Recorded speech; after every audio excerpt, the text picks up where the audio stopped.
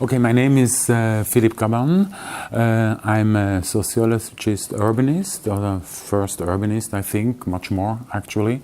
I have an office here in Basel for urban strategies and development, and I'm working on urban projects, big-scale projects also with architects, and also very small projects in development of activities.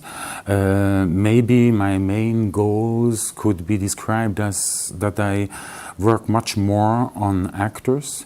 It's the question, urban process, developing processes are mainly led by actors. So people is doing it, so I'm less interested in the what we would put where. I'm much more interested in the how we, how and who does the things. That means I try to integrate a lot of actors in developing cities and to introduce them in strategies, in spatial strategies. Switzerland is very specific because we are a country of separatists. That means in the 14th century or 13th, 14th century, it started to separate the mountain people, separate themselves from the landlords, which were German landlords. So that means first it was kind of separation, and then afterwards more and more separated, and then later they started to confederate again. That means we are very, very skeptical about a central power. So we are a big confederation, and this confederation is not about the national interest that we made this, and we made it on a very practical way. I think that's the main thing of this kind of negotiation. How you say, we negotiate always in very small structures and scales, very small scale structures, and that's something which is very special in Switzerland. And this perfection of Switzerland, I think it comes out of maybe an intelligence of farmers. I don't know if in English you use this word, but farmers, they have a very special practical intelligence. So what I see in Switzerland, we are not really innovative. We are just more looking what the others are doing. The other takes the risk, and in the moment when it starts to be, I say maybe a product, we start to take it, to make it, and finally we make it better than the other. I think that's something which is very special in Switzerland. Yes, the question about moral and urbanism, I think it's a logical question, because any urbanism, when it rises, and it's not special Swiss, I think it's mainly the whole European urbanism is very, very guided by moral in his background, because the zoning is coming out of the CIAM, Congrès International d'Architecture Moderne, which developed a really utopian, or comes out of the utopian urbanism, which wants to make the just city for everyone. That we have to have for everyone some good things, and the city will be, I say also, domesticated by this moral thing. And of course it's important that we have basic human rights in city, that we have to keep them for the people. But somehow, why should we have a city which is moral? Actually, we don't have to be moral in a city, because a city is always also the thing of distinction, of differences, of tensions between large scale, small scale, rich, poor. We know this everywhere. And now when we try to domesticate the cities by some moral things to be nice to everybody, a city starts also to lose a little bit exactly this quality. And I think that's very important. It's not that we don't need moral somehow in the urbanism, but this moral position, I know what is the good city. And that's always on all utopian strategies, somebody knows what is the good city. And I think that's the wrong question. You have to ask the question, what is the dynamic city? Basel historical is an industrial city. That's first very important because we have in Switzerland different cities. Bern is administration city, Zurich is a finance city, and Basel is a classical industrial city. Coming out of the chemical industry, going to life science, Novartis and La Roche today, which are very strong. That somehow in this economical basics, we are a city of monopoles. Also, we have also a monopole between canton and city, because normally city and canton are two political levels which are distinguished. You have Zurich, you have also the city of Zurich, and you have the canton of Zurich, and then you have the confederation. So we have three levels. With Basel, we have only two. That's something which is very interesting, because finally we have a very strong government. And so, strong administration, or also big administration. That's one side, a kind of monopole. We have also other monopoles in cultural places. That's maybe the social economic situation of Basel, which leads a lot in this city, that we have a lot of very strong people, and a lot of people which was also out of industrial money which came, and that started to make a lot of good things. They are also make big cultural projects, art, for example, Baylor, which is also private initiatives. We have a lot of private initiatives in Basel, which are very important for the developing of the city. That's one side, maybe the economical, historical background of the city. The other thing is that Basel is a boundary city. That means the city, or the continuous urban structure, is going over the borders. So you have some places in the city where you see between Allschwil, which is Basel-Land, and Basel, you have one street, and one side is Allschwil, and the other side of the street is Basel. So it's very interesting also to have these situations, and you have plenty of situations like this. On the physical structure of the city, we have something very interesting, which is guided by the boundaries, because everybody is putting on the boundaries their uses which are not liked. That's in general. So we have a certain concentration of industrial uses which are all on the boundaries, and then we create these boundaries which are one side not real, but we create them in reality. That's actually today we start again to open this system with the French people. And then another thing is also on the mentalities of three countries which are coming together in a city. It's quite important. We have not this typical Swiss mentality, I think. Also Geneva, probably, because we have always people coming in, they work here, they are coming from France, they are coming from Germany, and they work here. And they go to shop here, or we go to shop to Germany because it's less expensive. And that gives a certain change, which is very important also. Then we have also different classes by the country where you are coming from. Mostly it's not too much mentioned, this question, but when you look actually, we have traditionally the French agglomeration people who was working in the industry, they are working in production. The Germans much more in research. And we have different, finally it's this kind of classes that the French part is much lower classified by the Basel people than the German part. And the problems that you get with it, with the deindustrialization process, where we had much less now, or we get much less production places, working places, which are going in other countries, but on the other side, the laboratory places, we keep them. So the basic of the German people, the Germans have much less problems with these developments that we see now with the life science industry, which is going to research, management of an enterprise.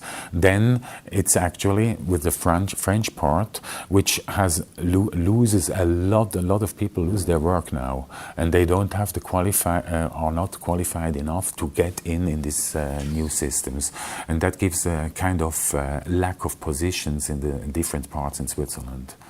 I think we have quite a lot of public spaces which are very well done.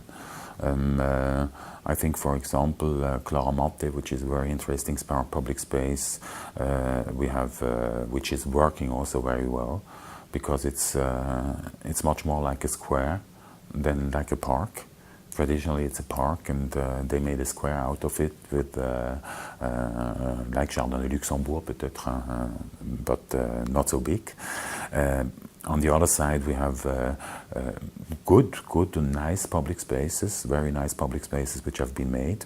But the most important decision is maybe not that we have a big pedestrian zone in the city. It's much more the activation of the Rhine. Because the Rhine, traditionally in Basel, I cite now Lucius Burkhardt, who made a study on the perception of the Rhine. And the Rhine, traditionally in our cities, it was the canalization. Everything went in, and that's why we had a certain contradiction. We didn't want, it was always the backside, much more the backside. And you see this in Gross Basel much more than in Klein Basel. And the other thing is that the Gross Basel and Klein Basel, they have traditionally, Klein Basel is the bad Basel, and Gross Basel is the good Basel. And in the 70s, we had, I remember we had 3 restaurants on the Rhine. That's just beside the Rheinbrücke. You have the Kraft, the Hecht, and the Schmale Wurf. And that was the 3 restaurants and nothing else, really. And it started then during the 80s. It started with this everywhere called Mediterranean of the public space. And then we started also to activate the space, which is very important that you activate it by this buvette, this possibility of making small summer bars on the Rhine. And so the Rhine got from a very dead space to a very living space. Of course, the water quality is better. You can bath in the Rhine. That's great. That's very important also. Even if I don't like to bath in the Rhine. Anyway, the water is not as clean as when I go in a lake in the mountains. But it's somehow, I think, the most important that the Rhine got the central public space in the city. Then, outside of the classical designing of public spaces, we developed very important public spaces through temporary uses. What happened with one of my projects in Ente Areal, where we developed a public space through a temporary use by integrating people from culture, but also from the neighborhood. Another project is now also on the Rhine. It's down there on the port, Glibeke, where the city activated, after the good experiences of the private initiatives, the city activated temporary uses with a lot of bars. But what is very interesting, maybe also this kind of Protestant city, which made the public space not very important, because everything which is gastronomy, good living, drinking, and so happened behind the curtains of restaurants. So restaurants had always curtains which were closed, and it's always you don't show when you are leaving. And finally, a thing that we have to mention also in Basel, which is I think the most important public space. I didn't mention it because it's so clear. It's the Fasnacht, it's the Carnival. Carnival is very important because Carnival, maybe you can say it's traditionalistic and it's only something for old people, but it's absolutely not like this. Carnival, maybe it's a decision, you love it or you hate it, and that's going through all social groups. And the Carnival, what is special on the Carnival as a public space, I would say it's that we have a load of people in the city. The people owns the public space. You have no cars, you have no tramways, everybody is in the streets. It's a street carnival. The people owns it in a certain way for these 3 days. And in same time we have very less problems with criminality, alcoholism and everything. And that has to do, and that I think that's something which is very important also for other public spaces which are in temporary uses, for example, that when people is doing really something, because when you participate at the carnival, you prepare. You prepare for a long time before. The people is exercising their instruments, they are making their costumes and everything themselves, and then they have 3 days.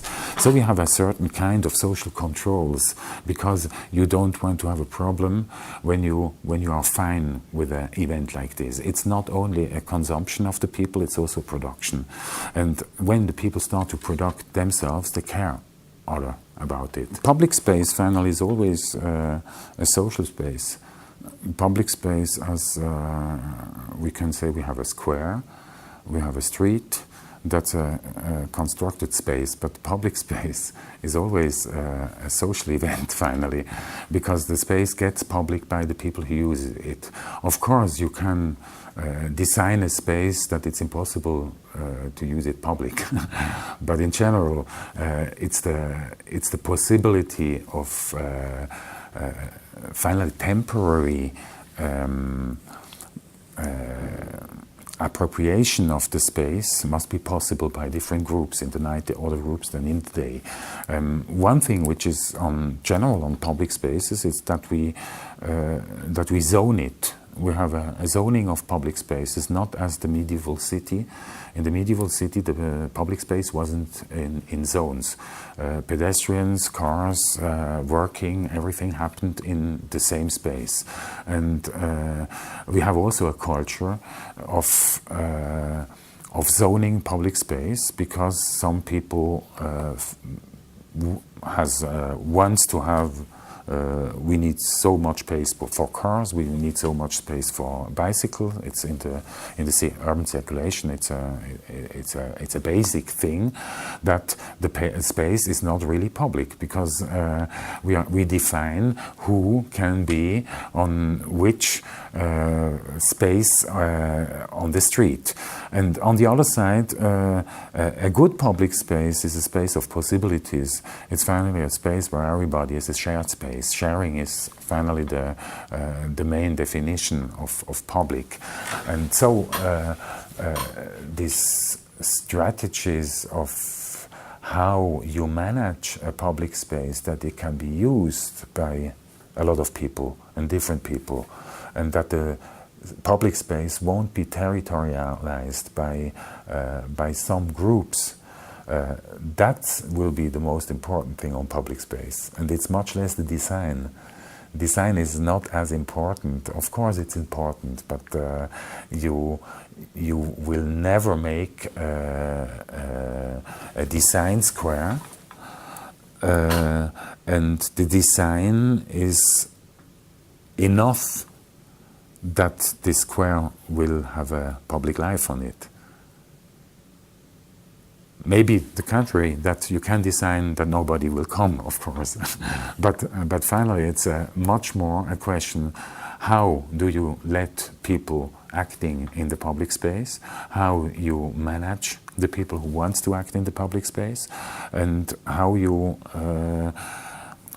manage also the boundaries inside the public space. That's, I think it's very important. And public space is also, boundaries are also very important because, for example, a door. What is now a door? Is the door, it has a double function. It closes one side, but on the other side, it opens also. It's also a passing that opens you, the door. A door shows you that you can go in, but it shows you also to go out. And that's this in-between, which Hannah Arendt very well defined by the table. I don't know if you know this Hannah Arendt table metaphor, that the table is a symbol for the perfect public space, because it brings you together and it creates distance in the same time. And I think it's a very good thing to think about it. We have some interesting things about managing public space, or the governance of public space. One side, what is classically, that is, you have a conflict between the people who is living somewhere. You have your apartment, you are on a public space, and then you have every evening you have events and everything. So we have a problem with the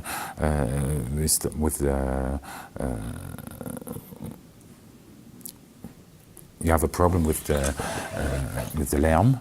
And what is important here, that the city starts, of course, to establish negotiation formats between the using of public space and the people who uses public space and the people who is living there. That means that they have kind of Bespielungspläne, that's they make plans or calendars, how what is happening when, and then they say, okay, we can make 12 big events a year. And that's something also what is much more important. It's not that you regulate it, but you have something to communicate.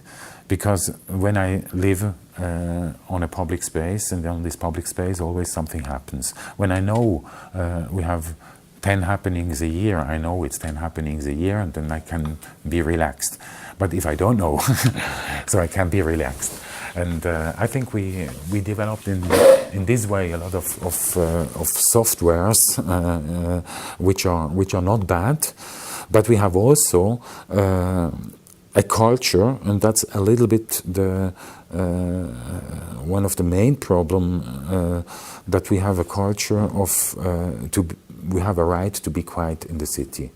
I have the right to live without having emissions of sound or something like this, and what is much more difficult also, that it's on federal level a law, and so we have a lot of problems with clubs. We have a lot of problems with outside activities, that somebody is coming in the city who exactly knows that he goes to live at a place, Steinenvorstadt or somewhere where it's loud. And then he started to say, but it's my right that at 10 o'clock they have to finish. And so he can pass the right. And that is somehow a big conflict inside, but it's also a conflict on the legal level. And we know not exactly how if it's good, because cities, we can't regulate this, because living in a city or in a good city is to be tolerant, is to know that you have neighbors, that you have that you are living dense, that outside is something happening, that you have cars, that you have it's a lot of energy, and a lot of energy produces a lot of sound finally. And there I think it's one of the biggest problems is actually this, I call it this urban hype.